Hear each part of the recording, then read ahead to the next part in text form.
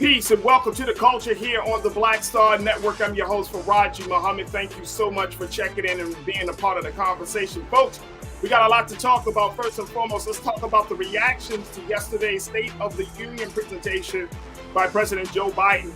We'll be checking in with our culture crew member, Suzette Speaks, and from you to hear what you heard.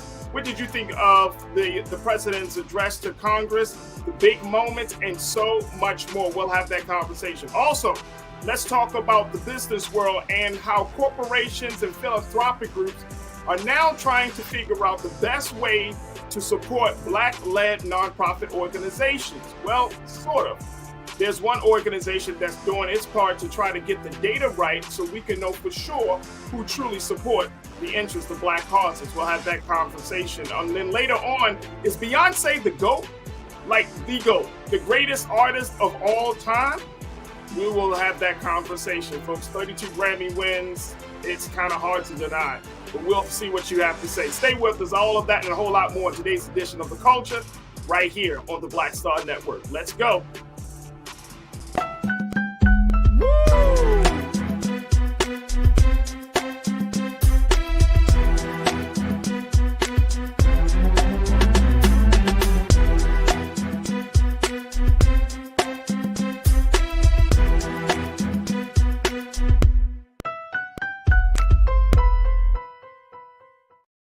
Folks, welcome to the culture here on the Black Star Network. I'm your host, Farajii Muhammad, and thank you so much for tuning in. Happy Wednesday. It is hump day, and hopefully you are getting through your week very, very well. Folks, I'm very excited about the conversations on Wednesday because I'm joined by my colleague, my sister, Suzette Speaks, who is the attorney and TV host, and we have some great discussions about what's going on in the world of politics and the culture and all of that good stuff. So she's going to be joining us in a moment. But today, folks, we're going to hear from, we wanted to start the conversation off talking about the big presentation, the big speech coming from Washington where President Biden had addressed the joint sessions of Congress yesterday in a very interesting State of the Union, which was peppered with calls and shouts and with groans and boos and claps. I mean, it was very,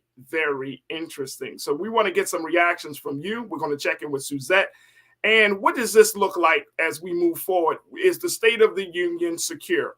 All right, folks, let me just share with you very quickly. Then I'm going to go to my sister Suzette. We got a couple of clips from President Biden. Now, as we have this conversation, the big thing, of course, for our interest is how the president presented some of the big concerns facing Black folks. And that has been one of the big things, right? Is the president going to address us as part of this a part of his speech?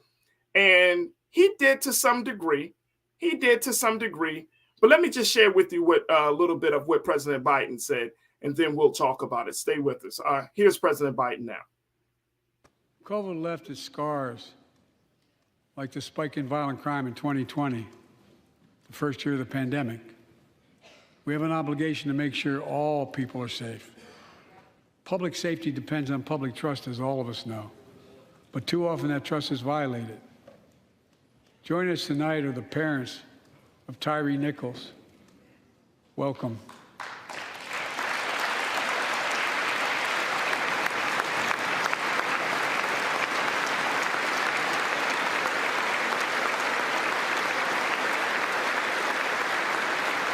We had to bury Tyree last week. As many of you personally know, there's no words to describe the heartache or grief of losing a child. But imagine if you lost that child at the hands of the law. Imagine having to worry whether your son or daughter came home from walking down the street, playing in the park, or just driving a car. Most of us in here have never had to have the talk that brown and Black parents have had to have with their children. Bo, Hunter, Ashley, my children, I never had to have the talk with them. I never had to tell them if a police officer pulls you over, turn your interior lights on right away. Don't reach for your license. Keep your hands on the steering wheel. Imagine having to worry like that every single time your kid got in a car. Here's what Tyree's mother shared with me when I spoke to her. When I asked her how she finds the courage to carry on and speak out. With the faith of God, she said her son was, quote, a beautiful soul, and something good will come of this. Imagine how much courage and carry that takes. It's up to us, to all of us. We all want the same thing. Neighborhoods free of violence. Law enforcement who earns the community's trust. Just as every cop, when they pin on that badge in the morning, has a right to be able to go home at night, so does everybody else out there. Our children have a right to come home safely. Equal protection under the law is a covenant we have with each other in America. We know police officers put their lives on the line every single night and day. And we know we ask them in many cases to do too much, to be counselors, social workers, psychologists, responding to drug overdoses, mental health crises, and so much more. In one sense, we ask much too much of them. I know most cops and their families are good, decent, honorable people, the vast majority. But they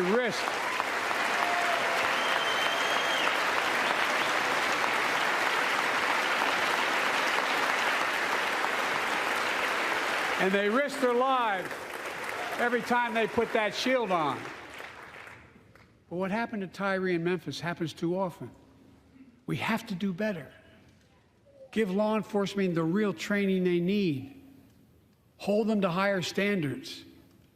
Help them succeed in keeping us safe. We also need more first responders and professionals to address the growing mental health, substance abuse challenges.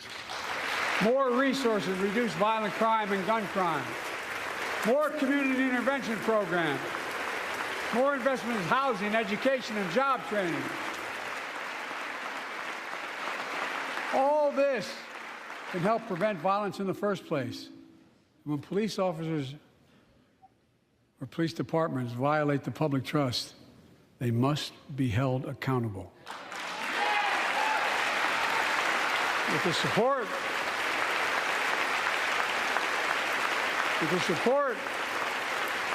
of the families of victims, civil rights groups, and law enforcement, I signed an executive order for all federal officers, banning chokeholds, restricting no-knock warrants, and other key elements of the George Floyd Act.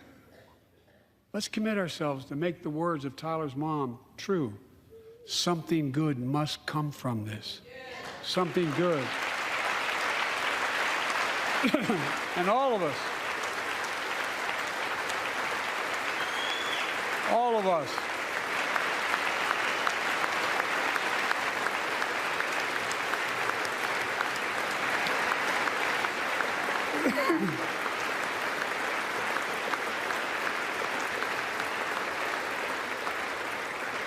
folks, it's difficult, but it's simple. All of us in this chamber, we need to rise to this moment. We can't turn away. Let's do what we know in our hearts that we need to do. Let's come together to finish the job on police reform. Do something. Do something. Folks, that was President Biden, of course, addressing the issue of policing in America, of course, referencing the family of Tyre Nichols, his mother, his dad, his stepdad. Let's bring in my sister, Suzette Speaks, TV host and attorney. Suzette, this was one of the big moments, I think, for a lot of people, especially for us in Black America, to hear the president speak about policing the way he did. I think it was something that he kind of outlined what the talk, what that entailed, yep. Right? Like some of the steps. And I want to reference something that that another organization had said this. This is from Savante Myrick. She serves as the executive director of People for the American Way. And she put out a quote, and Keenan, let's pull up this quote, bro, where she said, "I never in my life had I seen a president standing in front of an audience that size talking about a uniquely Black American experience. That's interesting. Very true. You know, never seen the president kind of taking a quick moment to say never talking or having to talk, and recognizing that didn't apply in his household, that didn't apply to a lot of people's household, but that is a unique Black American experience that we have to have those conversations in the Black and even probably also in the brown community, where we have to go through the steps of what to do when pulled over by a police officer. So to that credit, I think that is interesting. But then the other part of it is, you know, there's this great hope and emphasis on this level of policy, even with the George Floyd Justice for Policing Act. And I remember yesterday we had the retired sergeant from the LAPD, Cheryl Dorsey, who said that all of those things in that act is not going to stop police because that's on a federal level. It's not on a state level. It's not on a local level. There are still some big things that have to be done on those levels in order to make that act significant. What do you make of this? Well, first and foremost, good afternoon, everybody. Shout out to the Culture Crew, everybody watching, and those on Team Replay. Thank you for having me, Farajii. It's always great to be here and share my thoughts. I did watch the State of the Union, and let me tell you, I don't know, with all due respect for Mr. President, he was invigorated last night, okay? This is not a Joe Biden that I have seen in recent memory. He came out swinging. He came out strong. He looks confident. And as this moment reflects that you just referenced, he was very sharp and cutting, but in a presidential way. When we hear from the bully pulpit, the way we heard last night about things like the talk that are specific to our community, I think President Biden was trying to make an extremely poignant statement that this is not something that is going to be tolerated if he can help it, but more so that the majority of our country, those who are also, you know, a part of this American tapestry, know that this is a really serious problem and that it needs some sort of governmental intervention. So I applaud him for that historic moment. I think a lot of people were moved by it.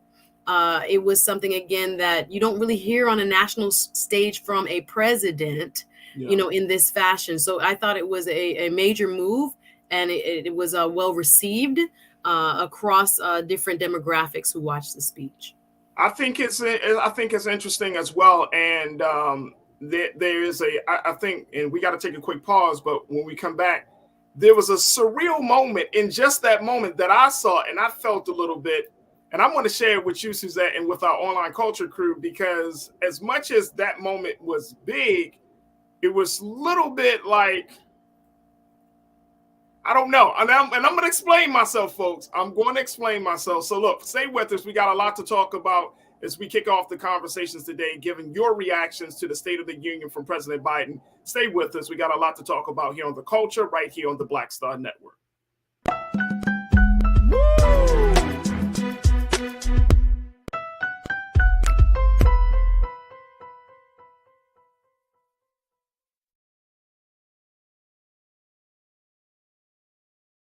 Black Star Network is here.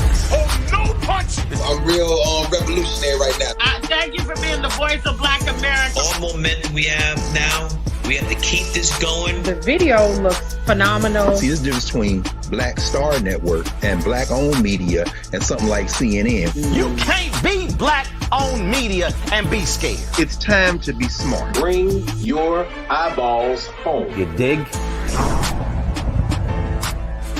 When you talk about blackness and what happens in Black culture, you're about covering these things that matter to us, speaking to our issues and concerns. This is a genuine people-powered movement. There's a lot of stuff that we're not getting. You get it, and you spread the word. We wish to plead our own cause Too long have others spoken for us. We cannot tell our own story if we can't pay for it. This is about covering us. Invest in black-owned media. Your dollars matter. We don't have to keep asking them to cover our So stuff. please support us in what we do, folks. We want to hit 2,000 people, $50 this month, raise $100,000. We're behind 100,000, so we want to hit that. Y'all money makes this possible. Checks and money orders go to P.O. Box 57196, Washington, D.C. 20037-0196. The Cash App is $RM Unfiltered. PayPal is R Martin Unfiltered. Venmo is RM Unfiltered. Zelle is Roland at RolandSMartin.com. The 54th NAACP Image Awards is airing live on February 25th, honoring outstanding performances in film, television, theater, music, and literature. But this year, Roland Martin Unfiltered is nominated for Outstanding News or Information Series or Special. To vote, head to NAACPImageAwards.net, scroll down to Outstanding News/Information Series, select the category. You have to click on hashtag Roland Martin Unfiltered Black Votes Matter Election Night Coverage. To submit your vote, you will need an email. Only one vote allowed per email. Voting ends on February 10th at 9 p.m. Vote today.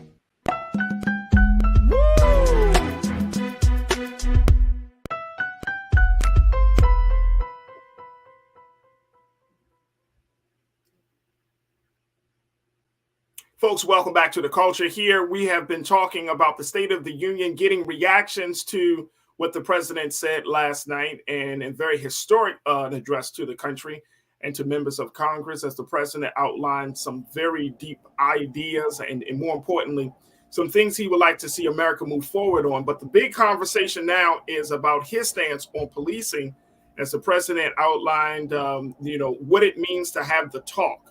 And, that talk always entails what to do when you are pulled over by a police officer, what many of us would call a unique Black American experience. The president pointed that out, that he did not have that need to have that conversation with his children. And he acknowledged that members of Congress may not have needed to have that conversation with their children. But as Black folks, we need to have that conversation. Also, the presidents had welcomed the family of Tyree Nichols. His mother and his stepmother were present for the address. And so it opened up the conversation about Black police brutality, and again, of course, about how the government can intervene in a situation like this with the George Floyd Justice for Policing Act. All right, let me get back to my sister Suzette Speaks. Suzette, here's the moment that I think was a little and I know this has probably gone over some folks' heads, but I'm starting to think this way, Suzette. So ride with me on this one, all right? I want to make sure that our people in America don't use the victims, the families of the victims of police brutality, as celebrities of Black pain. It was a little surreal for me, and just in that quick couple of seconds, to see people clapping for two Black parents for a son who was viciously beaten to death on camera.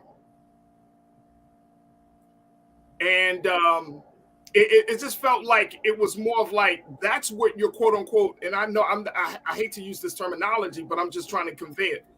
That's what you're going to be quote unquote known for. You're known for the parents of the Black man that was beaten viciously on camera. And there's this kind of surreal thing, you know what I'm saying? It wasn't like a solemn moment. It was yes, you're here. Yes. And it's almost yes, you're still operating, you're still functioning, you're still pushing on through your day to day.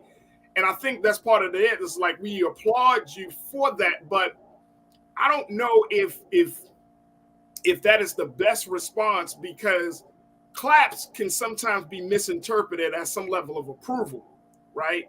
Claps can sometimes be misinterpreted as, I don't know. It just seemed kind of weird. I don't know, and I might be way off. And I know sometimes I'm thinking about these things. I'm maybe Farajii, you're not there.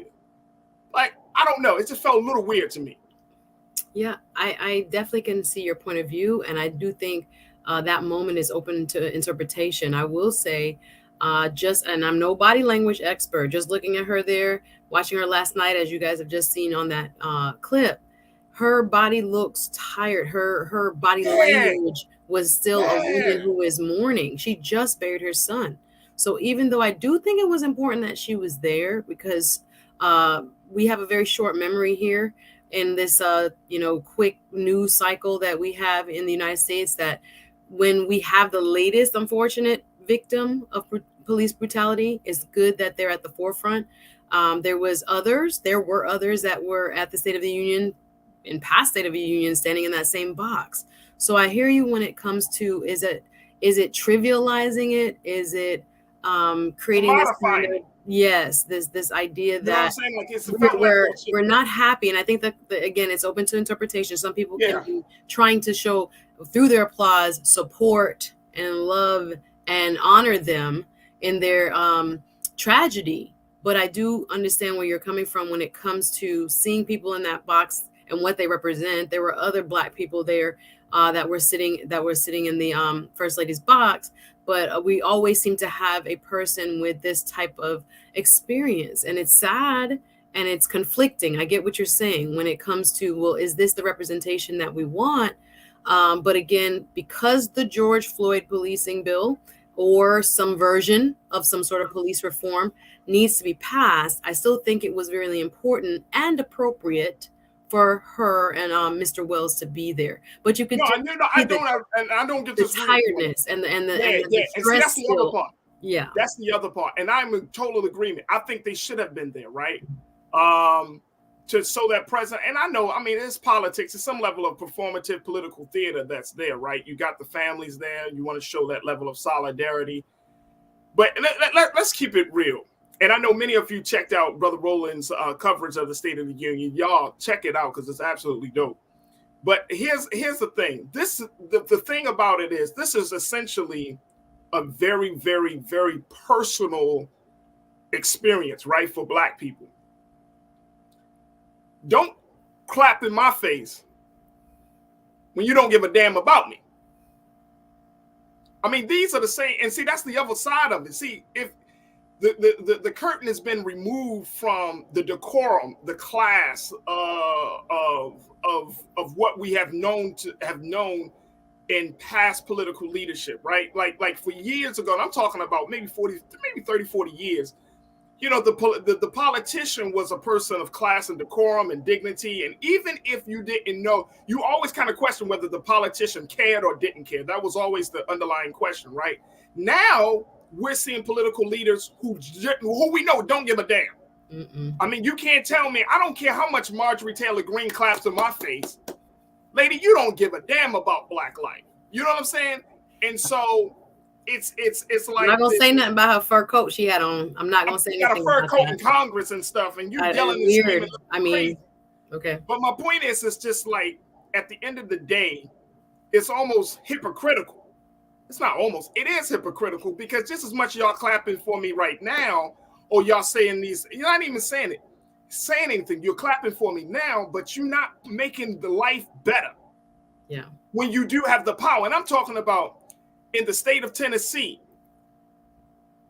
are you really punishing police officers to the extent where they're not creating scorpion units so they can kill Black men on camera? You see what I'm saying? Like let's get down to the bare bones of the situation. I would have rather seen if the president, and this is just my personal opinion, folks. If the president say, we got the family of Tyree Nichols, let's take a moment of silence for his loss, versus let's clap for him. Mm-hmm. That's just me. That's just, you know what I'm saying? Because to your point, you said she looked tired, she looked worn out. And I'm not saying she has to be re-traumatized, but it was just one of those moments that you gotta. Yeah, no, I feel you, brother. I think, again, in that specific kind of context, I hear you. But the State of the Union is a unique type of speech. There is a customary kind of almost call and response where you move, and when you agree with something he says, you stand and you clap. So I do think it wasn't intentional in terms of being in a kind of trivializing mode to what her trauma and the nation's trauma has been towards the loss of Black life at the hands of law enforcement. But I agree with you in terms of the solemnness, or the moment should have had a little bit more reverence for what indeed was this mother's devastating loss. But I hear what you're saying. I think in the moment, that is just kind of how the State of the Union interacts, the politicians in the chamber interacts with the president. And it's funny because you're talking about the way that you're talking essentially about what the decorum was. That moment when the president talked about, Republicans stopping Social Security, Medicare. Oh Lord, Medicare. No, gosh. Listen, he yelling. is that chick yelling and screaming at the top of the line. Yes. I mean, how is she going to? I'm not even going to waste no airtime with this. No, but chick. President Biden, I'm telling you, yelling out liar, and you talking about, and you lie every day. Every day. Listen, it's weirdness that has become mainstream. It's really strange. It's and really look, strange. and I'm saying, here's where and back to that point, real quick, Suzanne. When you want to know what the State of the Union is, last night was a real. I'm not listening to the words. I'm talking about face movements, body language, everything. I'm talking about the non-verbal cues, yelling at the president, all that stuff, the non-verbal cues. That's the State of the Union. Mm-hmm. Very, very well said, sir. Because that's the State of the Union. The State of the Union is not what President Biden said. No. Turn down your TV, turn down your device, and look at the faces. Look at Kevin McCarthy trying to. Kevin McCarthy. Looking around, and no one's listening to you, sir. They're ignoring you. They're yelling at the president at the podium. State of the Union. During the State of the Union. Yeah, it was really. And you want us to, and the American people see this. We're not stupid. We all see this, and we're like, great. Yeah. Thanks. This is who's running the country. Great. This is great. Let me see some. Let me get some comments here. Truth is power, my guy. You checked in and said, conscious thought. Let me see. I think you got a couple of. Okay. You said, I'm amazed that the Republicans care about pro-life in the womb, but not until the grave when someone is being killed or when a mother can't conceive because of complications. Wow. Wow. Well said. Wow. There it is. Thank you, Truth is Power. Shalinda, you checked in and said, look, do something like pass the George Floyd bill. And that's what the president said, right? Do something. Yeah. He's damn near begging. Yeah. Yeah.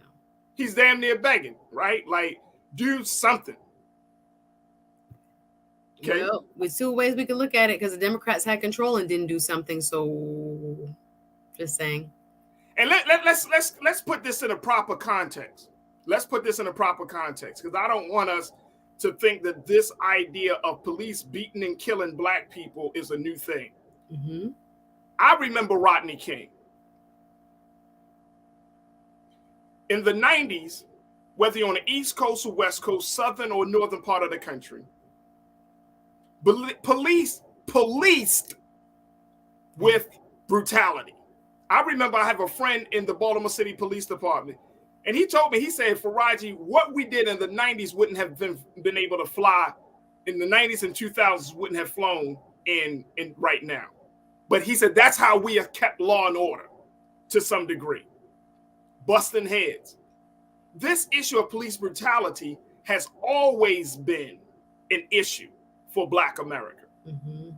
So this actually lands on every single president and every session of Congress for them not to do something. And we can't lose sight of that, Suzette, because people often say, well, no. See, the problem is that in America, we are often conditioned to just think in the moment, in the now, and not understanding that there is a long history, a long pattern of abuse against Black people. Not even talking about the transatlantic slave trade. I'm talking about within the past 20 or 30 years, there have been systemic abuse of Black people, physically, emotionally, socially, economically. So why do we get all bent out of shape when we act as if, or why can't they pass a bill? They never passed a bill. No, point well taken. This is decades long. This is not a now. And of course, I'll add the caveat: you don't control a Joe Manchin and you don't control a Kirsten Sinema on top of that. So you have control, but you don't. So yeah, your point is well taken, though, Farajii. Absolutely. We're going to take a quick pause. Very quickly, let me get my sister Karen. She said, my feeling is Biden knew he had to speak up and speak out about the talk and matters important to Black people. He knows he is not likely to receive our vote in 2024. Could have certainly been and to your point, Karen, great point. It could have been a political move. It could have, kind of shore up his Black vote base. It could have done all of that. But at the end of the day, I don't want to make this a performative gesture, a political theater maneuver, when you're literally talking about the death and the pain of Black people, right? I'm sure that, Mrs. Wills and Mr. Wills did not want to become celebrities in this manner. I know that without a shadow of doubt. Sabrina Fulton, Trayvon Martin's mother, did not want to become a celebrity. They were thrusted in this, right?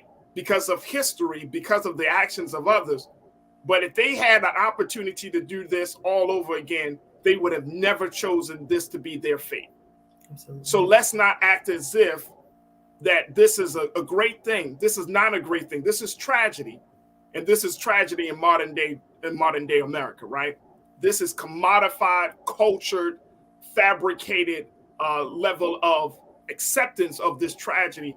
And I just don't want people to forget about that. All right, folks, we got to take a quick pause. When we come forward, let's have a conversation talking less about politics, more about business, and why there is a discussion in corporate America and in the philanthropic community of how they should support Black-led organizations. The question I'm posing is, should we expect corporations, philanthropy organizations to fund Black organizations? Stay with us. That conversation is up next. Stay with us. It's here on The Culture, right here on the Black Star Network.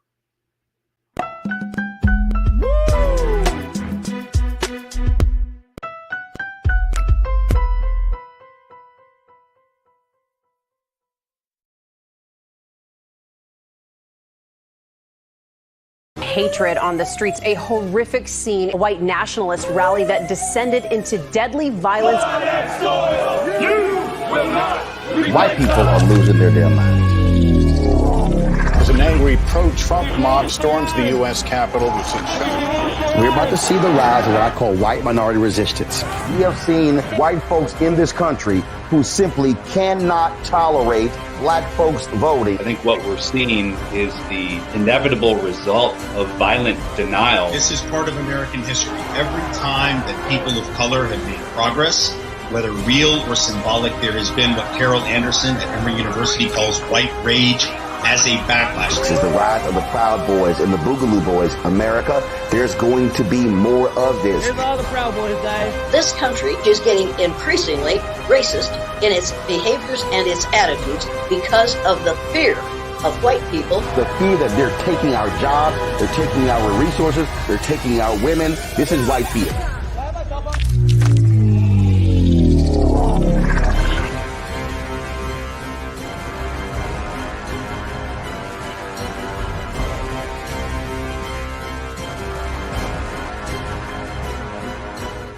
Black Star Network is here. Oh, no punch! I'm real revolutionary right now. Thank you for being the voice of Black America. All momentum we have now, we have to keep this going. The video looks phenomenal. See, this difference between Black Star Network and Black-owned media and something like CNN. You can't be Black-owned media and be scared. It's time to be smart. Bring your eyeballs home. You dig? The 54th NAACP Image Awards is airing live on February 25th, honoring outstanding performances in film, television, theater, music, and literature. But this year, Roland Martin Unfiltered is nominated for Outstanding News or Information Series or Special. To vote, head to NAACPImageAwards.net, scroll down to Outstanding News/Information Series, select the category. You have to click on hashtag Roland Martin Unfiltered Black Votes Matter Election Night Coverage. To submit your vote, you will need an email. Only one vote allowed per email. Voting ends on February 10th at 9 p.m. Vote today.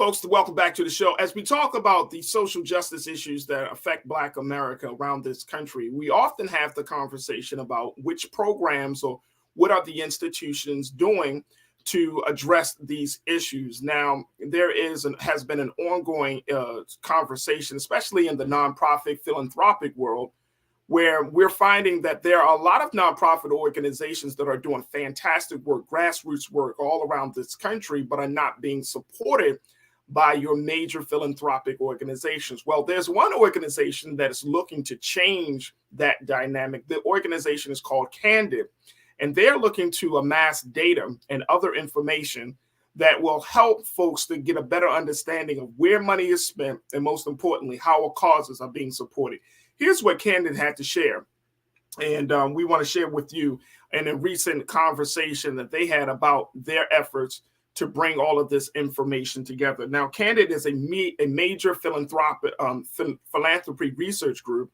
They're leading a coalition of funders and grantees that want to standardize the collection of demographic information to help enable donations to minority-led groups. Now, harnessing such data could help advance racial equity, says the Candid CEO, Ann May Chang, who is launching a nonprofit initiative to amass more such information.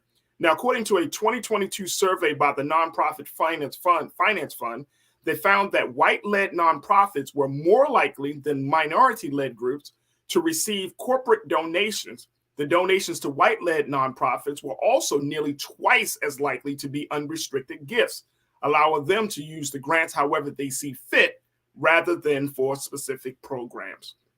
I want to bring my sister Suzette Speaks back into the frame.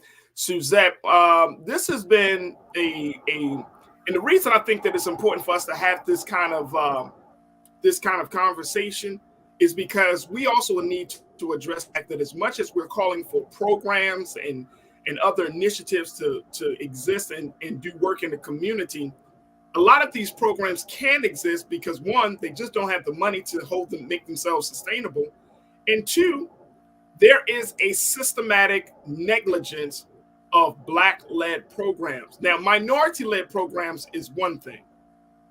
When we say minority, that doesn't necessarily mean Black. Minority can mean women. It could mean other folks other groups like Native American, Asian. It can mean other groups. So it doesn't necessarily mean Black. So that's the question. Should we have a conversation about corporations and philanthropic organizations supporting Black-led organizations? Absolutely. I think once we start collecting data like this organization is proposing, we see that there is, and I put it probably mildly to say, some sort of implicit bias at the very least. No matter who you are, numbers don't necessarily tell the full story, but they can give us a good indication as to where money is going and why. And once we can kind of track how much philanthropic dollars are actually going to Black organizations and maybe that aren't going to Black organizations, we can better try to address this inequality. That's why I am very passionate about diversity, equity, and inclusion, because when you start to study and look a little deeper, some of the talking points that have to deal with, nothing is wrong with our current system, especially in the nonprofit space, you would think people must be, super open-hearted and giving equally. But we can see even now with just rough data that that's not the case. So it's really important that we shine a light on this type of disparity so it can be better addressed. So the other part about this, and I'm in agreement with you there, Suzette, the other part about this is the fact that there have been a number of major donors, major corporations and philanthropic organizations who said that they would essentially stand with Black causes and Black interests as a result of what happened with George Floyd in 2020. We have found, and there has been data that has shown that very few of these corporations have come through with their pledges. I mean, where they at? Right. Nobody knows. Right. Nobody knows. Very few corporations. I'm talking about now. For those who did come through, I mean, when you look at the numbers in terms of whether it's Walmart or whether it's any of these big corporations or organizations, drops in the bucket. Yeah. Drops in the bucket. And this is this is I think is a part of the conversation that many of us may not know, or that we just don't talk about too much unless you're working in these spaces. I've worked in the nonprofit sector for 20 years, and this has always been a part of the conversation, that when Black people lead organizations, or when Black people start nonprofit organizations to help Black folks, to help the community, they're not supported, or the funds are so limited. Like, you got to jump through so many hoops. I remember years ago, Suzette, my organization, we taught and trained young people about leadership development skills, high school and college students. We got a check for like $10,000. You would have thought we got a check for $1 million. I mean, we were just pumped, right? But we had to go through all of we had to go through the grant writing process. We had to go through the interview process. And to order to get now, $10,000 is nothing compared to when you're doing work, right? When you can do a summer program and burn through $10,000, right? Easy, right? Mm-hmm. After you, and I'm not even talking about paying anybody. I'm just talking about getting materials. I'm talking about, setting up trips and all of these things. You can burn getting food for the summer, but see, that was the highlight. And there are so many organizations, especially in cities like Baltimore and around this country, that are in need of that level of engagement, but we're just not seeing it. And how do from your vantage point, because you work in law, you work in a lot of different spaces, how do we change that? Well, I do think we have to bring this to the fore, because I think there's an assumption, because of good marketing, Farajii. People think that because there are Black people in the commercials or, Black spokesperson, that these companies are, supporting Black or nonprofit organizations, but that is just not the case. So when we start to talk about it and really call people out a little bit more loudly, I think that's where we're starting to understand, because no one really wants us to know this. I think this is something, if I were a company and I, had been very loud during the George Floyd uprising the summer of 2020 and been so, into it, and now it's a little bit out of vogue. It's not as popular. It's not trendy anymore, as in it's not as prominent in the mainstream. So right. You now can look at those dollars and say, wait a minute, do we really need to give it to these quote unquote Black causes? No, we're going to find other places to spend our dollars. And I think it says a lot when it comes to where, the American ethos is truly, and who will ultimately the messaging support is where people are a little bit more comfortable, quite frankly. And I find very interesting in that piece that you just put up in that article, that the unrestricted dollars is a huge, disparity point, where there are nonprofits that are led by Black people or supporting Black causes, that they are told specifically, do this with the money. I have friends that have nonprofits where, they have partnerships with, say, different banks, et cetera. And it's the same thing. They're like, we want 100% of the money to go to XYZ, the scholarship or the, whatever the program supports. And they're like, well, how am I going to pay a staff member to answer the phone? Who is going to build the website? Who is going to do all these other things that have, costs associated with them? So you end up doing a lot more volunteering within or in-kind services in Black organizations, where we're not seeing the flow of actual capital. So I'm grateful that organizations, like this are kind of spelling it out, because no one would believe it, because we see so much quote unquote diversity when it comes to the marketing. But it's really telling. And I think we should still kind of move in this direction of trying to figure out who's who and who's giving what where, and putting it on blast so that people will understand. And I'm glad that you brought that up. And we got to take another pause. When we come forward, I'm going to put a little bit of a call to action to us as a culture, as a people, and for our culture, because there is another part of this conversation, right, that I think that we can't miss, and the fact that we cannot wait on the likes of Mackenzie Scott, Jeff Bezos' ex-wife, who has given away. She's doing a lot. I'm gonna share with y'all, like, real talk. I'm gonna share. I'm seeing Mackenzie Scott is the real deal. Like, there's a part of this that we can't overlook as we have this conversation about funding Black organizations. Folks, stay with us. We got a lot to talk about. Stay with us. We're going to more with you. Make sure you post your comments in the chat as we're streaming on YouTube, Facebook, and Black Star Network. And of course, stay tuned in. It's The Culture here on the Black Star Network.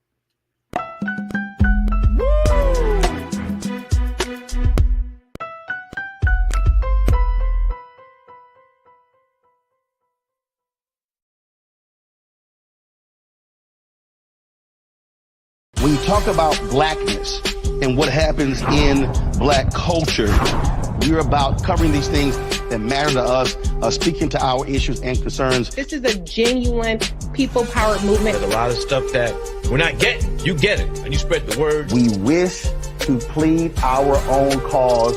Too long have others spoken for us. We cannot tell our own story if we can't pay for it. This is about covering us. Invest in Black-owned media. Your dollars matter. We don't have to keep asking them to cover our stuff. So please support us in what we do, folks. We want to hit 2,000 people, $50 this month, raise $100,000. We're behind 100,000, so we want to hit that. Y'all money makes this possible. Checks and money orders go to P.O. Box 57196, Washington, D.C. 20037-0196. The Cash App is $RM Unfiltered. PayPal is R Martin Unfiltered. Venmo is RM Unfiltered. Zelle is Roland at RolandSMartin.com. Black Star Network is here. Oh, no punch! I'm real revolutionary right now.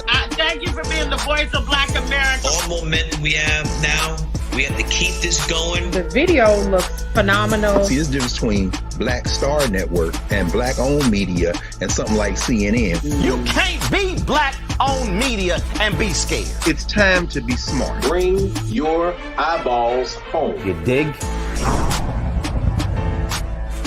Hatred on the streets, a horrific scene, a white nationalist rally that descended into deadly violence. White people are losing their damn minds.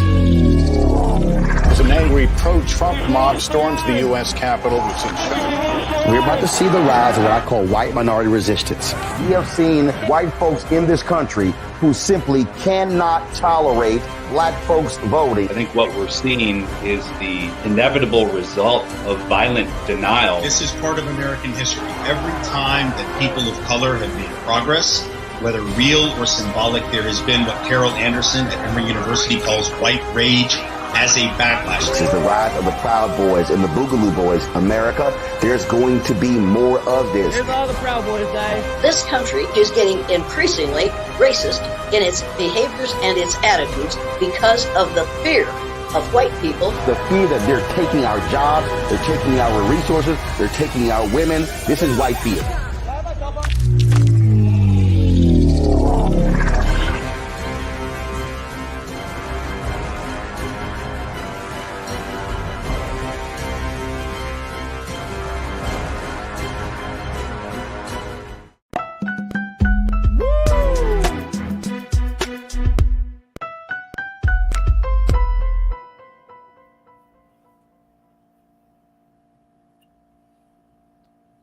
Folks, welcome back to the show. We've been talking about funding Black organizations, how one nonprofit organization, Candid, is trying to do their due diligence of amassing more demographic information so that way the public can understand and see where money is going from major corporations and philanthropic organizations as it relates to their cause, as it relates to their pledging for various causes. As we're seeing more and more over these past few months, there have been a number of corporations and organizations who have pledged that they would help and fund and support Black-led organizations, but those pledges are not fulfilled yet. Folks, we've been talking to my sister, Suzette Speaks, TV host and attorney, as we talk about this, and I want to hear from you as well, so post your comments in the chat section as we have this conversation. Suzette, here's the other part about this very quickly, and then we're going to go to the online culture crew. The other part is that culturally, Black people, we do not support organizations en masse. I would want to make this point. Culturally, outside of the church or the faith-based institutions, the idea of us, say, You know, we might go to a quote unquote Black Lives Matter or something even smaller or some nonprofit event, and we may not even support that. Now we might put something in the bucket, but I'm saying en masse, it's still a cultural, it's still pretty new to the culture for us to put money into the basket for a nonprofit organization. It's still new for us to talk about a Black-led initiative. We're happy to volunteer. We might give up our time, but to put money on the table, that's a different level of commitment. And I'm seeing it. I have seen it for years. We can talk about what programs need to do. We could talk about what groups need to establish in the community. But the problem is that we ourselves don't support those efforts. Can you speak on that? I think there are a confluence of things going on there, and I don't think there's like a one-size-fits-all answer as to why. I know, for example, I have worked on, in full disclosure, the Biden campaign. When he ran, I was paid staff. And even to get volunteers here locally from Miami and throughout South Florida was very difficult, because I think of one contributing factor is economics. So you have some people who do have it, Farajii, honestly, well off and well-to-do, and could spare some discretionary income and donate. But you have a good number of people who are very much, working families who might not be able to contribute as a, significant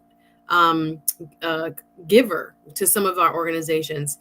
I do think there is some level of apathy when it comes to smaller organizations. Now, when we want to, and trust, we give. When I look at the GoFundMe for Tyree Nichols' family, and I'm so happy about it, the one that's linked to, I think it's on Attorney Ben Crump's Instagram page, 5 million, 4 million, the last time I checked, within, 10 days, it hasn't even been up that long. So when there are causes that we're passionate about, same thing with Black Lives Matter. We have these, highly concentrated, highly visible organizations or spaces that we focus on outside of the religious context. But I think for some reason, and again, we could have a deeper discussion on that, the economics of it stands out to me, where there are people that might not be able to give, but they give at church, they give at the mosque, they give at other places. So I don't know. They're giving that 10%. So I don't know, but we have this in our mind. I'm not sure, but we could. That alone could be its own discussion. But we're stuck in some ways, in kind of like, we can volunteer, but we're not going to necessarily be able to write a check as freely or as maybe even willingly, some might say. And I think part of that, Suzette, is because we often emphasize the volunteer part, right? I mean, and I'm not, look, trust and believe. I've been doing social media, social justice work and nonprofit work. Volunteering your time, taking an hour or two on a Saturday to give away some food, to give away some clothes, to do something. That's not a real big deal, in the sense of that's not a burden on your time, right? But giving money consistently, and this is what I'm talking about, this consistent money. I worked at a radio station at Morgan State University in Baltimore.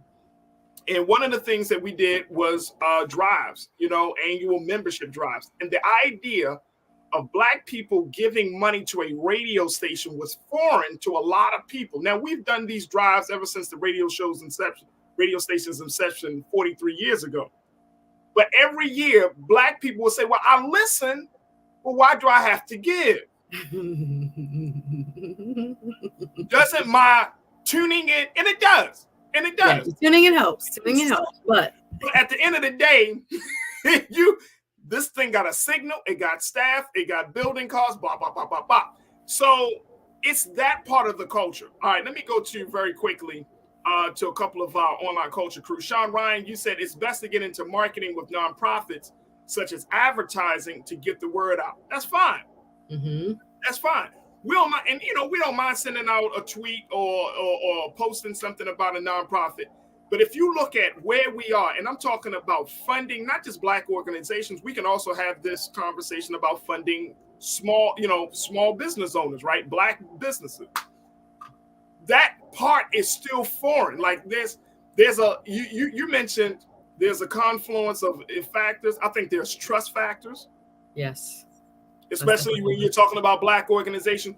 We don't trust each other enough to give our money to believe that this person is going to use the money the best way and the most appropriate way. There's a huge trust factor. Sean part Ryan, of it too. Yep. Appreciate it.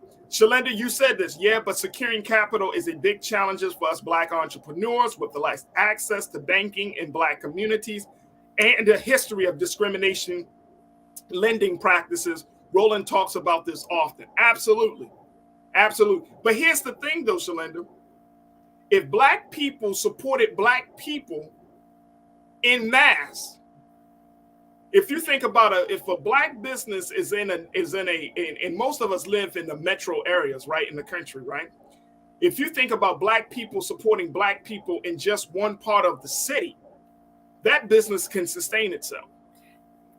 Can I just add? I just did a great show on my YouTube channel last night on crowdfunding. Go check it out, because what he's talking about is our ability to crowdfund. Like I said, when there are places that we really care about and causes we're really, really touched by, we move. But in the macro level, we had the Sunday dinners, the chicken dinners, the fish fries, the cookouts for the funerals, for the church building fund and whatever. We understood the power of collective economics. In years gone by, it was like a part of us in terms of our cultural, attitudes. But for whatever reason, and Farajii, again, a contributing factor might be that across the board in American society, maybe the idea about who's important to give or whose responsibility it is to make sure, civil society and organizations that help do good in our community are supported. Maybe there are attitudes that we have in the Black community and across the board as Americans that, no, I have my own problems. Someone else is more, equipped to go help that organization. I have a family, I have kids, I have bills. But no, it's the same,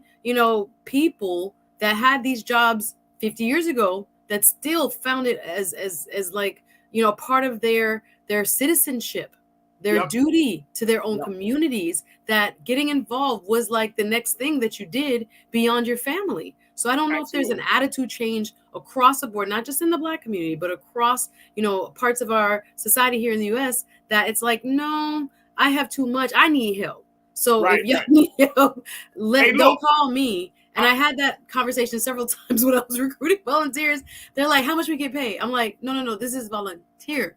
This is volunteer. But no, but maybe in the places I was calling, they couldn't afford to give hours without a check. Maybe that's why I say economics might play a role. What you said, trust, attitudes in general. I don't know why. I think sometimes we think of our contributions as insignificant, and that some of this fundraising is insurmountable. But if we are really like crowdfunders, go and watch my show, y'all, on crowdfunding. We've been doing that. We understood that. And it was what made the movement possible in the 60s and whatnot. We pooled our funds, and we can still do that. We don't need a bank. We don't need equity investors. Technically, you got your mama, your daddy, and your granddaddy, and everybody in your circle of influence, that if everyone gave you something, just like these groups, but we are those people. We are the everyone's. So we have to realize our role at the same time. And look, we like as you said that very quickly, Roland has established a platform and an infrastructure for you to support Black Star Network monthly. I am a monthly subscriber to Suzette's show. My crowdfund, yes. Her crowdfund. There are ways to support Black voices, Black organizations without breaking your bank, without waiting on somebody outside of the community, somebody outside of your network to support. There is a way to do it. You just got to put your money where your mouth is. Folks, we got to take a quick pause. When we come forward, let's talk about Black History Month. 1 week into into Black History Month for 2023, and the theme has been Black resistance. I'm asking the question, how have you been living your life in a state of resistance against the system? We'll have that conversation. And then later, we'll check in and ask the question, is Beyonce the GOAT, the greatest of all time? Stay with us. Those conversations are up next here on The Culture on the Black Star Network.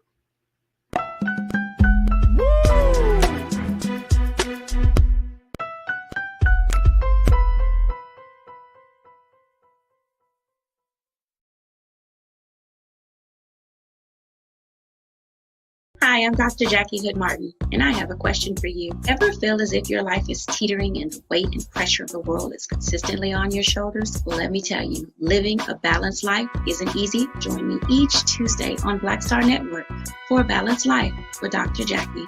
We'll laugh together, cry together, pull ourselves together, and cheer each other on. So join me for new shows each Tuesday on Black Star Network, A Balanced Life with Dr. Jackie.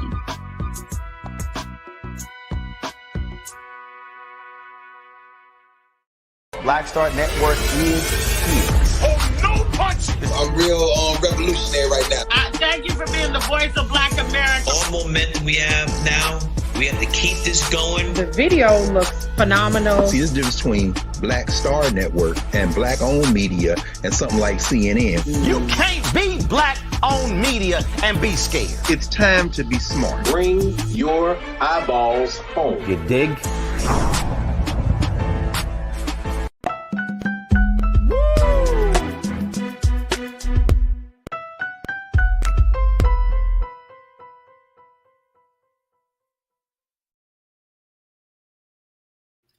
Folks, welcome back to the show and welcome again to the second hour of the culture here on the Black Star Network. Folks, I'm very excited that you're able to join us. Make sure, before we jump into our next conversation, make sure that you check in and check us out on blackstarnetwork.com. This is an opportunity for you to support us as we are doing the work of having conversations that are just absolutely important, not just for Black people in this country, but for the rest of the country. So if you've been enjoying the conversation thus far, make sure you check us out on our website at blackstarnetwork.com. And make sure you follow us on all of our social media platforms as we are online on Twitter and Instagram as Black Star Network. Follow us on YouTube as well. So be a subscriber to the work that we're doing. Subscribe to Roland Martin. And most importantly, continue to let folks know that Black media is here and we are here to stay.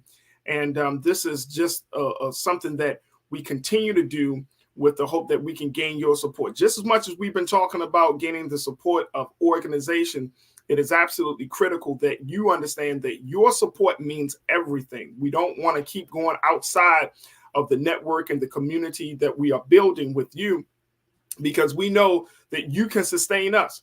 So your support means everything. Go to blackstarnetwork.com and show your support. All right, folks, I wanted to have a conversation, more cultural conversation, because this is something that I personally have been thinking about, which is that the theme for this year's Black History Month is Black resistance, and made me ask the question to myself, have I been living up to this theme this year? Now, I want to share something for you. And this is coming from a group that is doing the work of helping us to identify some of the historic reasons and the present day causes as to why we need to celebrate Black history with a theme in mind, and why we're celebrating Black history with these thoughts in mind. And I'm so happy that we can share with you a little bit of this as well. But this is coming from the group, the Association for the Study of African American Life and History. And here's what they have to say about this idea of this year's theme for Black resistance. Take a look at this, folks.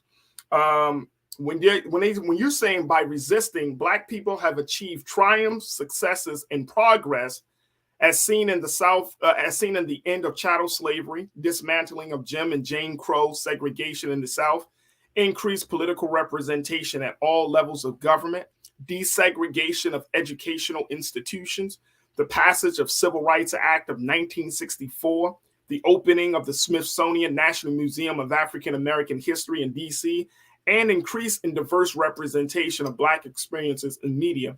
Black resistance strategies have served as a model for every other social movement in the country. Thus, the legacy and importance of these actions cannot be understated. They also said that as societal and political forces escalate to limit access to and exercise of the ballot, eliminate the teaching of Black history, and work to push us back into the 1890s, we can only rely on our capacity to resist. The enactment of H.R. 40, the John Lewis Voting Rights Act, the Breathe Act, and the closure of the racial wealth gap is not the end. They too will require us to mobilize our resources, human and material, and fight for freedom, justice, and equality, self-determination, and or social transformation. This is a call to everyone, inside and outside the academy, to study the history of Black Americans' responses to establish safe spaces where Black life can be sustained, fortified, and respected. Again, folks, this is coming from the Association for the Study of African American Life and History that was established back in 1915. I want to bring my sister Suzette Speaks back into the frame as we're asking the question, something that I had to ask myself. And I said, Suzette, let me ask my crew. I'm going to ask you. Let's just go internal for a minute. Yes. After this first week of Black History Month, how have we shown our resistance? What have we done? Now, here's the thing. It's easy for us to be in a space of the negative. It's easy for us to be in a space of not doing something. It's much harder to be in the space of the positive. It's like when you talk to somebody, Suzanne, I'm sure you had these conversations where a person say, I'm a good person. See, I don't rob.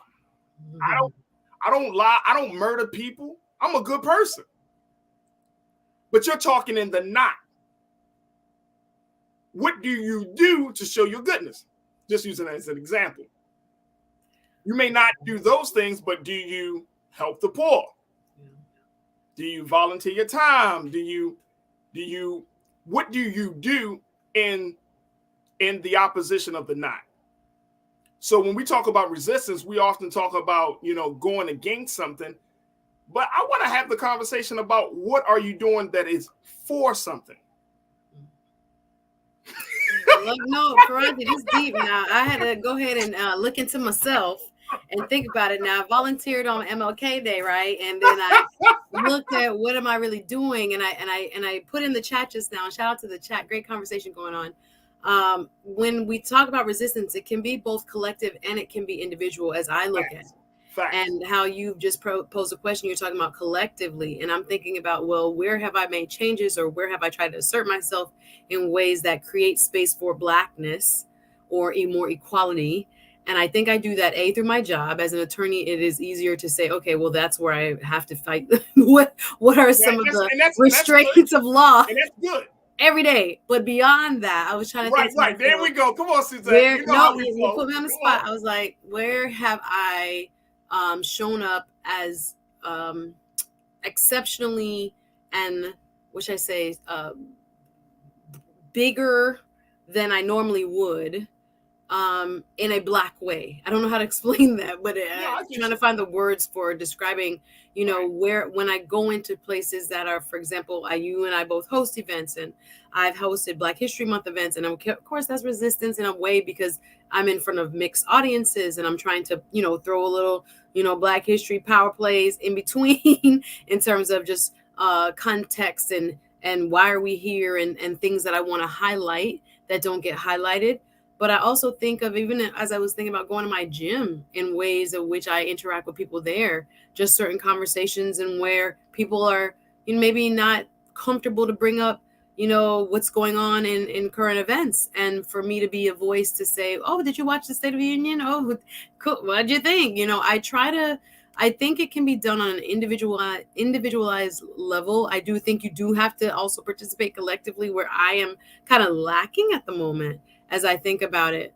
But whether that's by your pocketbook or your wallet giving, whether that's you showing up, we love a gala. We've been talking about crowdsourcing. We love a fundraiser that way, to show up. And I was thinking about my calendar as far as later in the month, what I will be supporting financially, and other activities like showing up for children, showing up in spaces where, again, diversity and inclusion is not the order of the day, and being myself, and highlighting Black culture or Black excellence in a way that I can is how I look at it. But I think I have to be much more, I guess, intentional.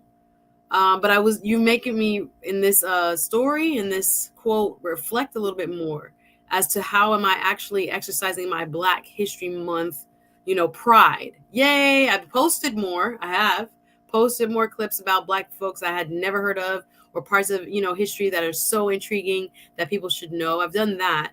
But beyond the keyboard, I'm still working on that, Farajii. I'm really kind of looking around now and saying, how can I do and be a little bit more resistant, as this piece has pointed out. Let me just say, you ain't the only one.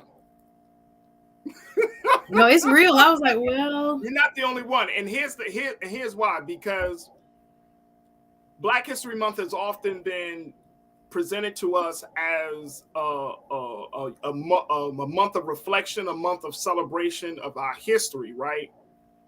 But it should also, and this is just my humble opinion, Suzette, I think it also should be a month of a month-long call to action, right? Where we are asking, or we are kind of looking inward and questioning our own involvement. Like, it's easy, and I'm gonna just say this, and this is y'all don't get mad at me when I say this, but if you already are doing public service work, like the work that you do, you are a lawyer, you are doing in a lot of different spaces, that's already a level of resistance. We already understand that. You're a Black woman, you in law, you might be a part of a firm that's traditionally white. There's a level of resistance. So that's fine. But that's on the individual, like you said, that's an individual level. Then you have your community level. And that's all. I can always say, oh, well, I do this show and we talk about these things, so I'm doing a level of resistance, right? But this is in friendly spaces. Right. You know what I'm saying? Mm-hmm. Like the folks that tune into the show is they're tuning in because they already are inclined to a certain, train of thought, way of thinking, philosophy. So they're going to come. I'm talking about that level of resistance when we are kind of going into unknown territory and establishing this idea of Black thought. Now, how many of us are willing to take that journey? How many of us are making an intentional choice to walk that path? And starting this month, it could be that you go into a neighborhood that you don't necessarily going into, right? And establish some sort of relationship, community work, whatever the case may be. You know what I'm saying? It's essentially calling us out of our comfort zone, because we can all be like, I've had conversations, Suzette, and people like, yeah, man, I'm Black and I go to school, or I'm Black, man, and I'm not in prison. Like, you're like, great, that's easy. That's what you should be doing. Hello.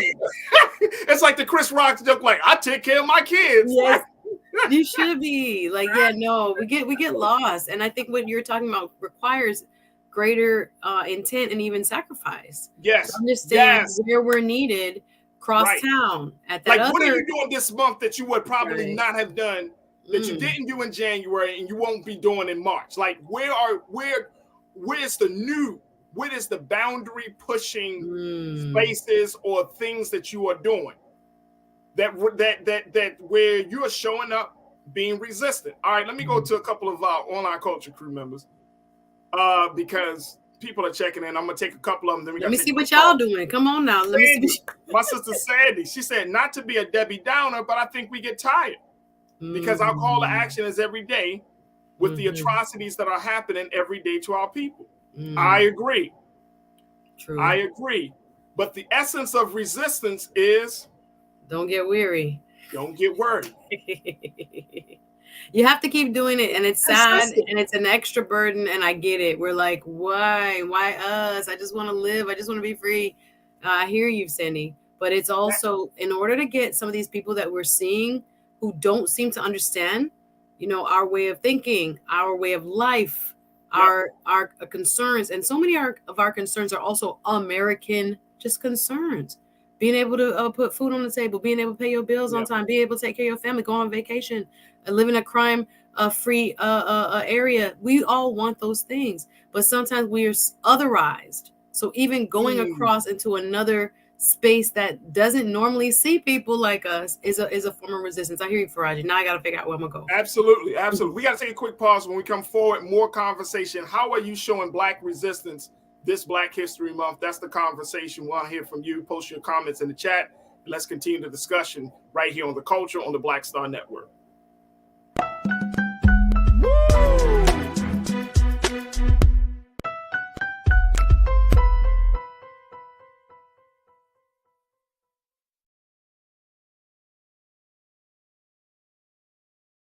Pull up a chair, take your seat.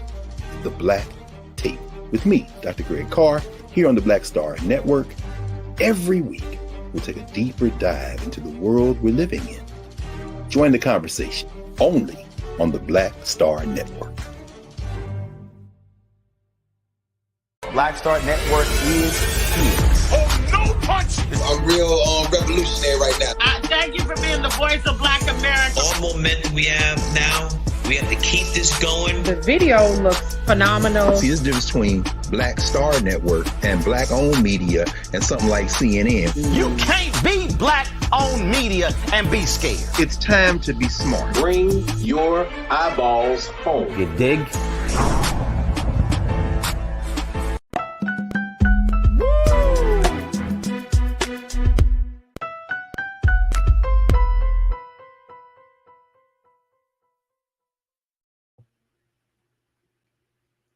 All right, folks, welcome back. We have been talking and having a more cultural conversation as we are celebrating and continue to celebrate Black History Month here on The Culture and, of course, on Black Star Network. This is the first week that we've ended of Black History Month for 2023. And we're posing the question, how are you showing Black resistance? Black resistance being the theme for this year's celebration of contributions and of the great work that Black people have done for America and across the globe.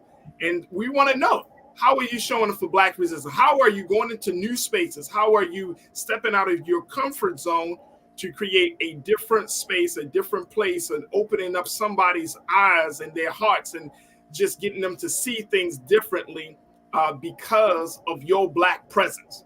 We're continuing to have that conversation. We got my sister Suzette Speaks. Suzette is the host of her own show on YouTube. Because folks are checking in Suzette and say, look, I want to support Suzette. Yay. So I can find it. So I'm going to give you a couple of more seconds right here. Go ahead and throw it out there, Suzette. Oh, yes, please. I have actually a great show tonight. I go live 3-4 times a week, just discussing different topics, viral trends, ways that you can enhance your life. This week, we've already talked about how to start a health related or senior care business with an expert. I just did a crowdfunding show. Tonight, I'm going to do the art minister, talking about self-care and healing through art. We're going to talk a little Harry and Meghan. I keep it interesting, y'all, so come over Suzette Speaks show. Just look up Suzette Speaks on YouTube. And folks, subscribe, and definitely, there it is. Hey. That way you can get the notifications. I get notifications now every time Suzette cracks that mic open, son. I get notified. Suzette about to start, Farajii. Are you joining? I'll be like, yeah. I appreciate it. We go live tonight, 7:30. So y'all come check me out. There it is right there. So for those of you who are interested in supporting Suzette, which I highly recommend that you do, then make sure y'all check her out tonight. Subscribe to her channel, of course. But here's to that point. That point is, and this is why we talked a little bit about kind of stepping out of our comfort zone. Even doing public things doesn't necessarily mean that we are quote unquote Black resistance. I mean, it is, but it's not. Okay. Because, this is something that we love, right? It's not as if you meant in this. No, in this work. And this is natural to us. This is natural. This is something that we want to do. You know what I'm saying? I think when you're talking about Black resistance, you're talking about getting out of that comfort zone, right? There's a sense of duty. And there's a great sense of sacrifice. Yeah. You know what I'm saying? And I think that's the thing about us celebrating Black History Month, even looking at, over these next 3 weeks. Look at all of the heroes and sheroes that we have been celebrating and thinking, I'm just saying, and I try to keep my mind in this space, folks. So this is not just BS me talking. I think about, what did it take for Dr. King or Harriet Tubman or Sojourner Truth? Like, think about their thinking that they had to kind of put themselves in. that they were under various circumstances, right, where they could have folded. Dr. Charles Drew, all these people, yes. He could have really capitulated to the circumstances and said, I'm not going to resist these circumstances. I'm just going to fold. I'm going to go into a corner.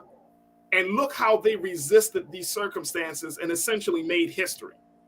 And made a way for us. And so this question really comes out of that sentiment where we're like, how do we make a way for the next generation beyond us doing the things that we have already decided we want to do? How do we make a way for the next generation beyond what we're comfortable with doing? You know what I'm saying? Because their level of resistance wasn't just a Monday through Friday, off on weekends type of resistance. And I'm not saying we got to go out, start a movement and all that, but I'm saying this, if we want to change the condition of Black folks in this country, Suzette, we as Black people in this country are going to have to do more than what we're doing now. Each one of us. And I'm saying not all 40 to 50 million Black people in this country, because babies can't do it. But I'm saying for the adults, for the conscious thinking adults, each one of us going to have to ask ourselves, am I doing enough? We have to first see it as our responsibility. I think I hear you on that, because I'm trying to even think back to prior generations and how important it was. They didn't really have a choice. Right. Every movement they took, whether it was getting on a bus, whether it was, sitting at a lunch counter, or as simple as talking to their neighbor so their neighbor could see, hey, in this new integrated neighborhood, oh, they're just like us. Oh, wow. They do the same things we do. I can't believe it. So even if it's we sometimes think of resistance in these big overtures, but coaching your son's team on a mixed basketball team, or going to the PTA meeting because you've never been, and there's never been a Black parent involved the way they probably need to be for various reasons. People are working, people living lives. I hear what Sandy W is saying. Sometimes we feel like we're just overwhelmed and too busy and just trying to survive. So how are we going to resist? But there are small ways. It doesn't really have to be large. And I'm just kind of brainstorming aloud here with you, Farajii. Whether, again, it's talking to that neighbor. I saw Janelle in the chat talking about a person with a Confederate flag in their yard and she want to strike up a conversation. Sis, be very careful. But I feel you on that. If you can do it in a casual way where you don't feel at all, intimidated or threatened.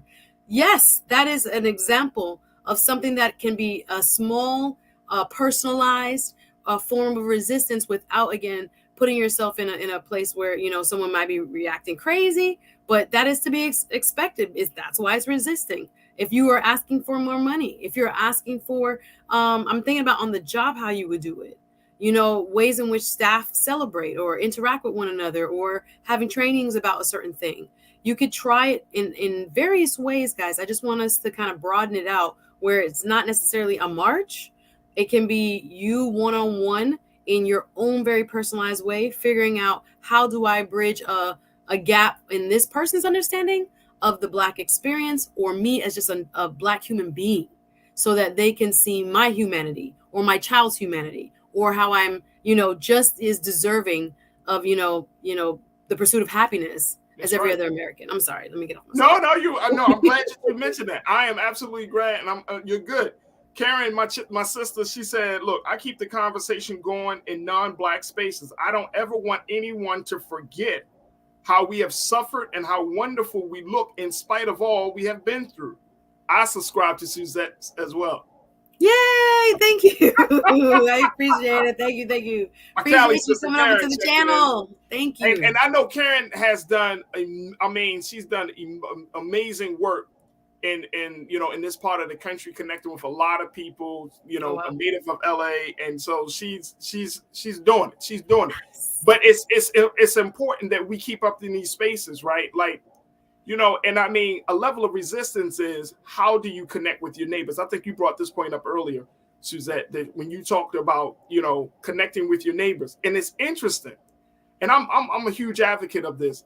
Like, how many of us actually talk to our neighbors? Now, this might be a generational thing, right?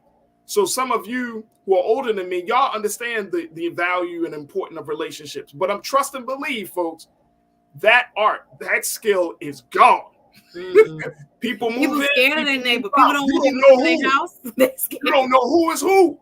In Miami, we be like, hey, stop at the door. Stop at the door. Can I help you? You know, look, I remember we moved in one area, and I lied to you not, Suzette. Boom. Heard that knock on the door. And literally the neighbor, hi, my name is so-and-so, and this is my husband, so-and-so. We want to formally welcome you to the community. And your name? That's so nice. It's nice, but guess what it also was? Yeah. It sent the message to us, because they were white. We were black, of course. We're black. So they're like, okay, who is the new family?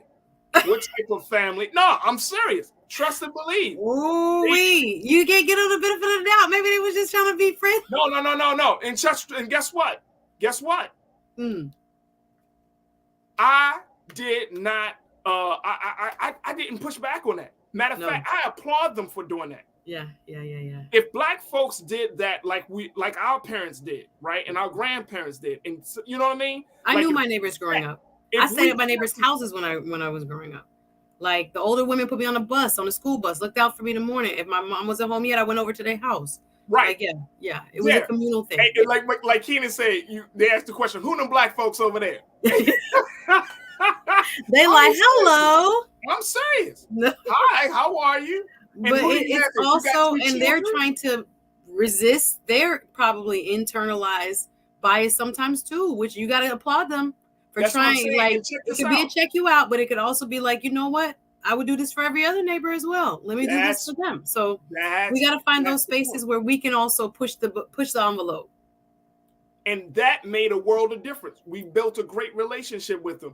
And when we built a relationship with them, it opened up the relationships with all the other white and black neighbors around us. Seriously. They checked you out. Then everybody was like, no, they're cool. Like, no, they cool. They cool.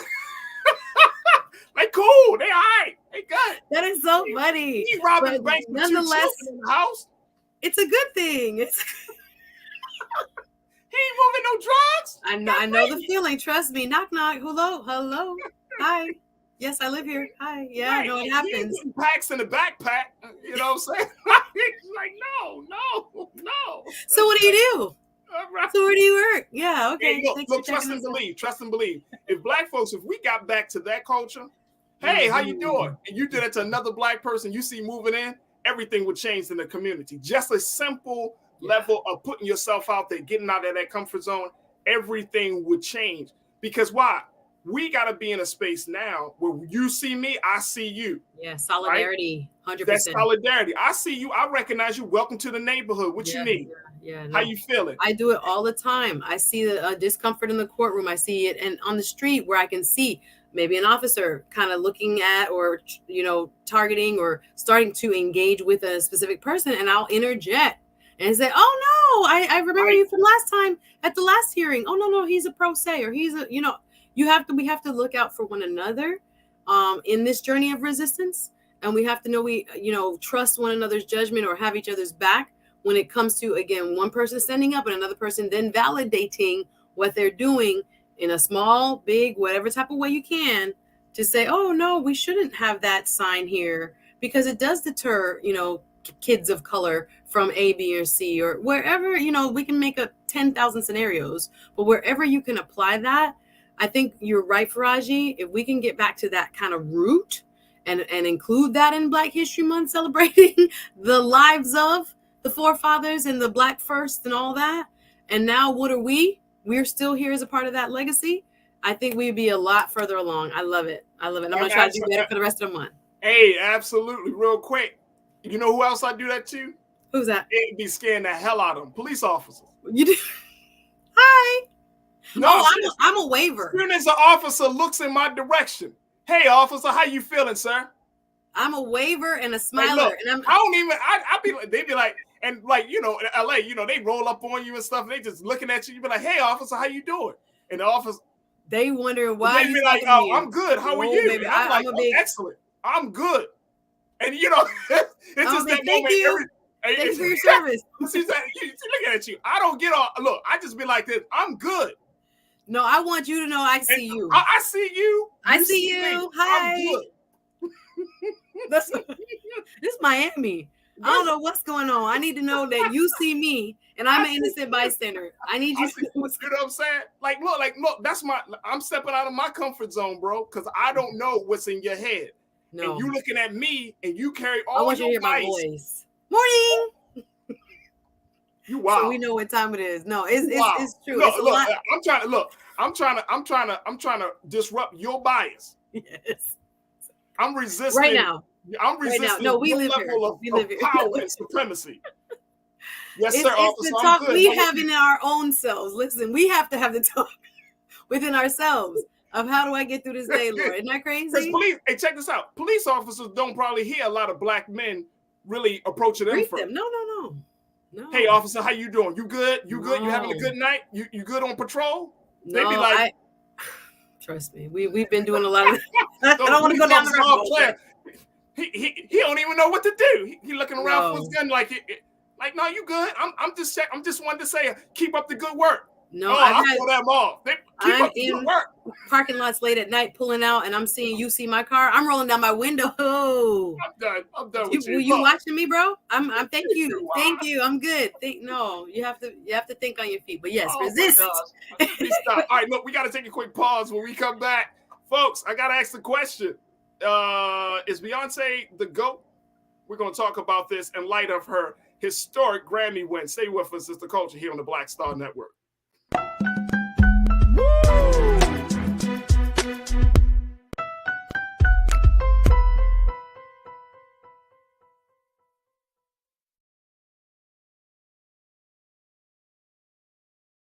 I'm Deborah Owens, America's Wealth Coach, and my new show, Get Wealthy, focuses on the things that your financial advisor and bank isn't telling you, but you absolutely need to know. So watch Get Wealthy on the Black Star Network.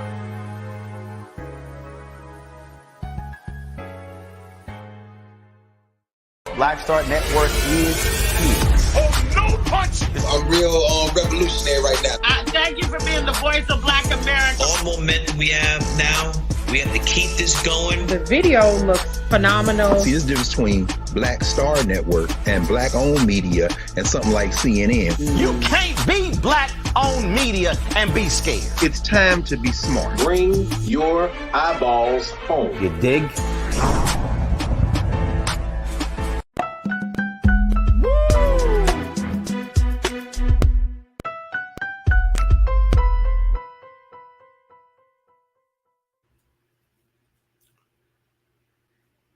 All right, folks, welcome back to the show. For the final conversation for today is something that I had to hit up Suzette early to kind of prepare her for this one, y'all.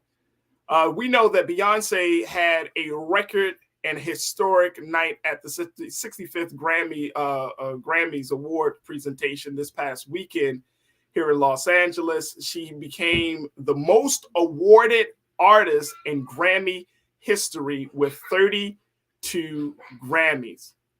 And I'm gonna ask my guy Keenan. Keenan, I want you to pull up Beyonce's IG when you get a chance. Look at that video she posted to show how much she cares about being at this level. But I want to bring my sister in, Suzette, because I had to ask this question. And this is a very real question, right? Because this is Black culture. This is what we talk about. Is Beyonce the greatest artist of all time?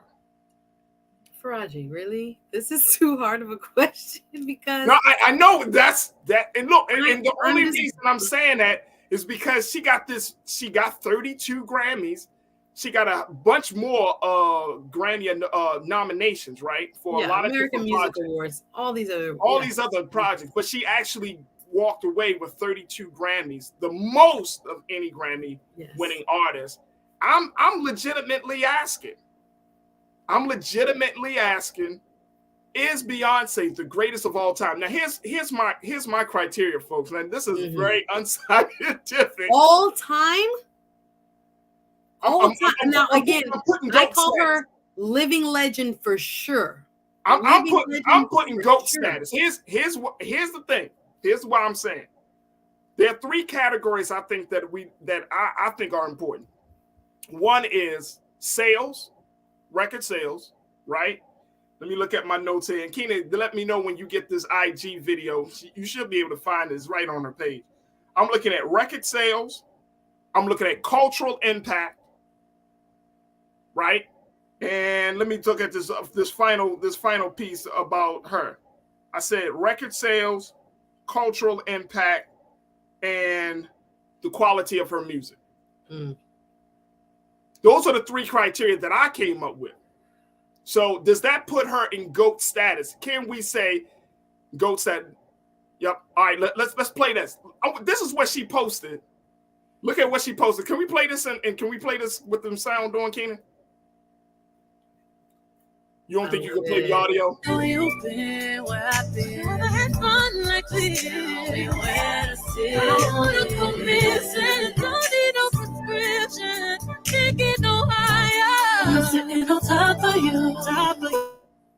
Woo! Listen, I'm a Beehive member. I'm too biased to say anything. I don't. Wait a minute, you saying that she is the greatest of all time? Listen, but how we gonna? What you gonna put as a musician, Michael Jackson? Hey, let me tell you something. Let me tell y'all something. I grew up off of MJ. I don't know. No, but this is what I'm saying. Like when a black man was being challenged in terms of his own humanity. Right. He and his brothers came around a time where it made it beautiful and acceptable, not only to us ourselves, but to the mainstream more so than it had ever been in the United States. Like, you talking about cultural impact? Cultural impact. I will say living legend. Okay, but she's not the greatest of all time. I can say, obviously, having won the most Grammys, she's amazing. She has triumphed to a whole new status of superstar, as she already had proven. Her musicianship, her stage performances, her just like you said, quality of music, albums that you can go back to, and I'm telling you, they have so many good songs on them. You don't know what to do with yourself. So there's so many things. Again, I may be biased, but I don't know if I can say of all genres. Are you talking about of R&B? Like what you saying? Go to Suzanne. What you saying though, Farajii? You saying of every type of genre ever? Yo, Suzanne, I have to say that you are such a lawyer. No. There's always gray area for your breakdown of the language. Wait, hold on. When we say greatest of all time, are we talking about between 1980 and 2020, or are we talking? Listen, that's a lot. It's a tall order. She's a living legend for sure. Okay, all right. Let me hear for a look. Culture Crew saying, Lori checked in and said, look, Lori Parks, you said it doesn't matter how many Grammys you got, is what you putting out there as far as music that is important. Longevity, legendary music. Okay. So Lori does not Beyonce meet that status? Longevity, legendary music. She can't look, even if we look at Michael Jackson's history, he was doing pop. His stuff was pop. When he was solo, like even when he was with Jackson 5, there was a lot of like pop music, right? At the time. It was revolutionary for his time. It was revolutionary. It was soulful, but it was still a level of pop. It was still pop. When he hit them moves. He hit the move. They couldn't do nothing but copy. They couldn't do nothing. Solo, Thriller, the album, one of the most I'm talking about as a musician? Yeah. I don't know. Yeah, read what the Culture Crew say. Y'all not get me in trouble with the Beehive. Y'all, please. Look, I'm posing a question because it's interesting that we aren't having that conversation. And I think that we could put her in the GOAT status. No, listen, I was thinking about it. I know, but just like we were looking back at Miss Tina Turner and some others making movies about them. 50 years from now, I was thinking they're going to be making movies about Beyonce and Jay-Z's relationship. No doubt. They're going to be pop icons again. They're going to be the Renaissance again. You know how we have rediscovered, parts of our musical history here in the United States, in recent times. So I'm like, yeah, people are going to write all kinds of books about her. She's going to be remembered in such a magnificent way. But I think you're going to get a little bit of pushback from different. She's not one of the greatest. Now we one of the greatest, 100%. One of the greatest, but she's not the greatest. I cannot. Maybe we gotta look at other statistical categories. Because it's like when we talk about like a Michael Jordan being the greatest in basketball, and now we, of course, with LeBron James. It's always open to debate, though. But statistically, Michael Jordan, the way the metrics of measuring greatness is different, of course, with music, because then you would have to look at sales, you would have to look at all of those things. But let me just tell y'all something, man. The way, and again, I think that maybe that opens up the conversation for us culturally, because there's a place for everybody in our music. You got a Beyonce, you got a Michael, you got a Prince, you got an Aretha, you got a Patty, you got all of these great ones, right? Diana Ross. We can go down the list. But I'm just saying, because when I saw the Grammys and other publications said, oh, she's the most awarded artist, not black artist. No, period. Not female artist, artist. That to me said, man, the industry has made her the most awarded, right? And look, let's keep it real. Michael Jackson was made to be in a space that he was in. Yes, we loved him. He came from the black community, obviously, but he didn't hit 100 million. He didn't hit 100 million record sales by himself or just with black people alone. We weren't just the only ones fainting at his concerts when he was at the prime of his popularity. Stardom. Yes. Child, right, I don't know. You're going to mix me in some business here, Farajii. Jay, no, you said Beyonce is a good artist, but no GOAT. Her marketing and showmanship is wonderful, but that's it. Wow. Now she could put on a good show. Y'all seen the ticket prices. Y'all see. And let me just tell you, I went to a Beyonce show. I've never seen her live. You've never seen her live? Mm-hmm. Let me tell you, she give you 2.5 hours. That's what I heard. Like fitness. I'm not joking. Full out. She give you 2.5 hours. She might have hit at least 30 songs. I know. And performer. Like her body into it. I'm not talking about yes. Like take a breath. Like, all right, y'all, what's y'all doing? What's happening? Y'all good? No, she talking about like boom, boom, boom. No, the stamina, the athleticism. Boom, boom. Yes.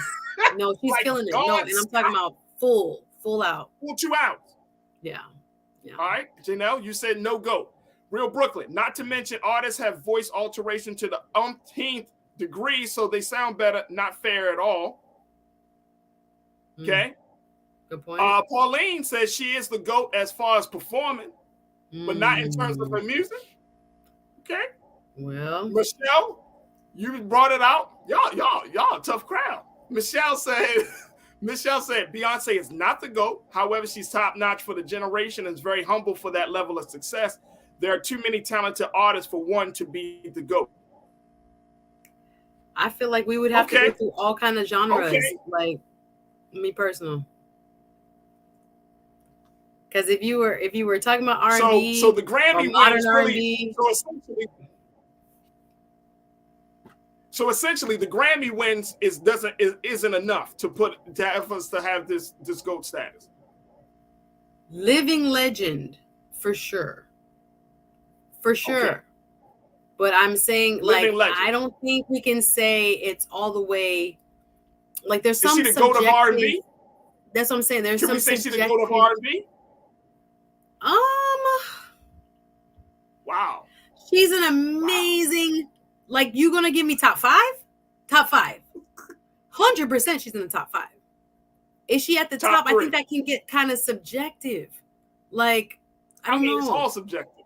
It's all subjective. That's what I'm saying. Like you can prove record sales. You can prove like this. Like you can say Mariah Carey is the queen of Christmas, and I can say yes. You know what I'm saying? But like. I don't know, like as talented and as much as I respect her, showmanship wise, record sales wise, album after album, consistency, let's say wise. This woman has been in over how much, a decade and a half, almost 2 in this business and still pulling, high numbers. It's just like, again, I don't want to diminish. It's not to diminish her because she is amazing. Yes. She's amazing. Well, yeah, because all right, that's the other element of this. We know that she got her world tour, Renaissance. It's already been I just looked it up. I looked it up for the Hard Rock, and the cheap seats, not even notes. It's where the Dolphins play. It's a football stadium. The higher ups, guess how much is the lowest? How much? $696. And they're making you buy them in pairs. So let me ask you a question. Now, there have been a lot of conversation as we close out. We got to close out. But is that something? Look at that. Beyonce fans raising money for ticket sales, tour tickets, selling safer than selling. They started a GoFundMe. There are for Beyonce tickets. Let me ask you this question. $15,000 tickets. Go ahead. Let me ask you this question very quickly, though, Suzette. Do you think that Beyonce should be blamed for that? It's not one of her blame. She's earned that. There's somebody that's going to pay that to go see her. Now, people are going to be mad, but I think, it's her place to put a value on herself, her performance, what it's worth. What is that value, though? And I think that's the... Well, she said on the 100 level, $10,000. It's $10,000 on the tickets at the Hard Rock. Looking at the stadium, I looked it up on Ticketmaster. See my face? I went to go see, could I go? And I saw $696 for the cheap seats. $10,000. That's what I'm saying. And for which tickets again? The tier 3, up and up in a football stadium. All right, again, should she be blamed for that? Should people I take don't call shots it at her blame. for that? I can't necessarily put myself yet just now. Right. But I think, she has placed a value on herself and what she delivers as a product. She feels at this stage in her career, this is where she is. So I don't necessarily think everybody's going to be down for it. You saw him crying on Twitter and crying on Instagram. People are mad. Hey, that's why we bring up and the don't forget your fans. And she forgot who put her there. And I don't think it's all that. I just think at this age and stage, she's looking at her future. And she's like, how many more times am I going to be able to do this? Now, I'm not saying I'm putting a limit on Beyonce, because Beyonce could probably do this into her 50s and well beyond. But I'm just saying at this stage, this is where she feels she is. And I feel like that's her right. I don't think that, fans can be upset and be mad, but I'm not mad at Beyonce. I don't blame Beyonce for that. Sandy said, priorities? ? Beyonce in that bag, whatever you want to say. And Richard Long said the positive impact of her music on our people is the standard we must judge. Money doesn't make it. Danita Jackson, thank you, Richard. Danita, you said she can get that, but it's because they award Black people now. Back in the days, you couldn't even be in the audience. Ouch. Go. That's true, Danita. That's true. Damon, my guy, you said sometimes you can win awards because the competition at the time is not good. This is not saying her product is not good. Okay. Yeah. Real Brooklyn, my guy, you said Motown era is the best. Those were the GOATs. They didn't have a lot to work with, but still managed to impact the world with purity and skill. These were the GOATs. I have to say there's an argument to be made. That era where it was not a lot of synthesizing of the voice and production. You had to be able to sing and dance for real live. You had to sell real records. Yes. Now, in that level, Michael Jackson is the GOAT. Yeah, that's what I'm saying. We remember, we bought Michael Jackson records. Exactly. Lest we forget. We can't. The CDs. I bought records and CDs. I know. I remember tapes, cassettes. This generation will never know the scratching of a CD.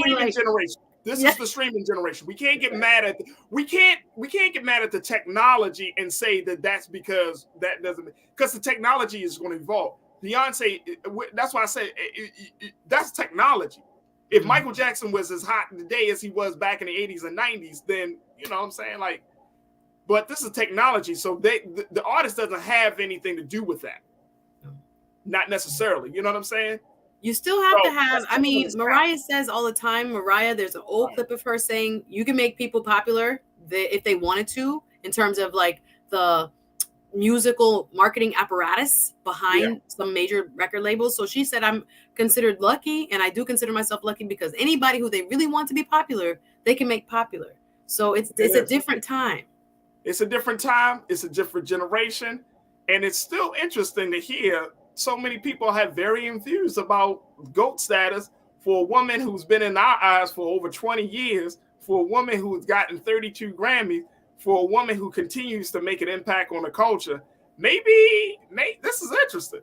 It was just like an unofficial check-in to see where we are. And this is very, very interesting. And if you're a member of the Beehive, you can go to Suzette Speaks. No. She's a living legend. You can go to Suzette She Speaks. deserves all those. Don't come on RMU and be like, hey, and I want to say something to Farajii. I think she's an amazing living legend. When you say GOAT of all time, there's so many people that probably, again, may have a different opinion. Right, I'm going to say she is a GOAT. She is a GOAT. Maybe not the GOAT, but she is a GOAT. She's one of the greatest. One of the greatest. I appreciate you, sis. I got to let you go. But I truly, truly appreciate you as always. You're making me sweat. Okay, thank you. This is wonderful. Thanks, everybody, for watching. Come check me out on my YouTube channel. Appreciate you. Suzette Speaks, my sister from Miami, my sister from another mother. Yay! I'll see you next Wednesday. Thanks, Farajii. Bye, guys. So all right, folks. Thank you all so much for tuning in. Thank my team. I want to thank my team, Keenan, Joel, my control room. I want to thank Ariel. I want to thank all of you for y'all continued support. Make sure y'all go to Black Star Network. Continue to support us financially. Continue to support us by sharing the content. Follow us on all social media platforms at Black Star Network on IG and Black Star Network on Twitter. Also, follow me, yours truly, at The Real Farajii on IG, Farajii on Twitter. I love to connect with you, build with you, and let's continue to build this community together. And I'm looking forward to bringing some new voices on to the show. So I got some folks that are waiting, and trust and believe they will get their opportunity to talk with you. Stay with tune. Up next is RMU, Roland Martin Unfiltered. Check out Brother Roland's State of the Union talk back session yesterday. Dope session. Had my sister Reese and Erica and so many other dope voices on there. So make sure y'all check that out about President Biden and the reaction to his speech, and all of that happened last night. Definitely check that out, and so much other dope content on Black Star Network. As always, never be afraid to challenge what's wrong. Stand for what's right while being yourself in the process. God willing, we'll talk tomorrow for another exciting edition of The Culture right here on the Black Star Network. Peace.